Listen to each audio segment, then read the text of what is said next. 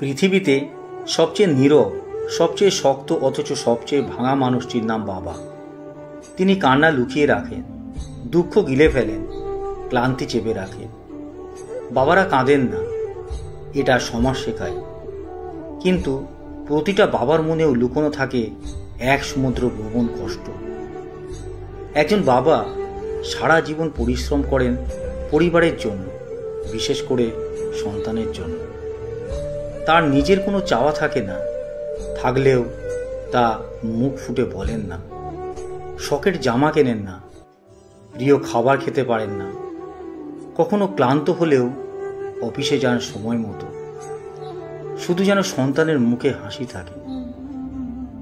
বাবার জীবনটা যেন একটা ছায়ার মতো, দিনের আলোয় দেখা যায় না, কিন্তু সূর্য ডোবার পর যখন অন্ধকার নামে তখন টের পাওয়া যায় সেই ছায়া কতটা আপন ছিল। একটা সময় আসে যখন সন্তানেরা বড় হয়, নিজ নিজ জীবন নিয়ে ব্যস্ত হয়ে পড়ে। তখন অনেক বাবা চুপচাপ হয়ে যান। তারা ফোন করে না, শুধু অপেক্ষা করেন একটুখানি খবরে। রাতে খাবার টেবিলে বসে বলেন না, তোমার কথা খুব মনে পড়ে। শুধু চুপচাপ চেয়ে থাকেন খালি চেয়ারের দিকে। এই সমাজে মায়ের অনুভূতি নিয়ে অনেক কথা হয়, গল্প হয়, কবিতা লেখা হয়, কিন্তু বাবার যেন চিরকাল উপেক্ষিত এক নায়ক। অথচ তিনিই তো পরিবার নামক নাট্যমঞ্চের সবচেয়ে বড় চরিত্র।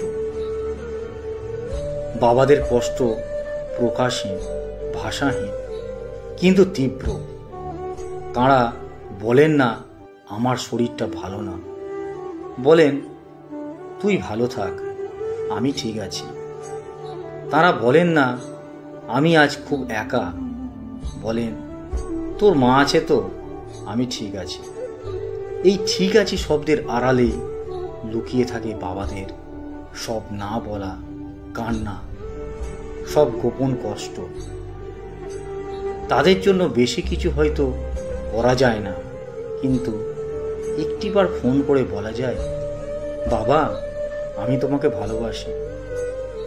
এই ছোট্ট কথাতেই হয়তো হয়ে উঠতে পারে তার সমস্ত কষ্টের বিদায়। ভালো থাকুন, সুস্থ থাকুন, সৃষ্টিকর্তাকে স্মরণে রাখুন। লেখা সংগৃহীত।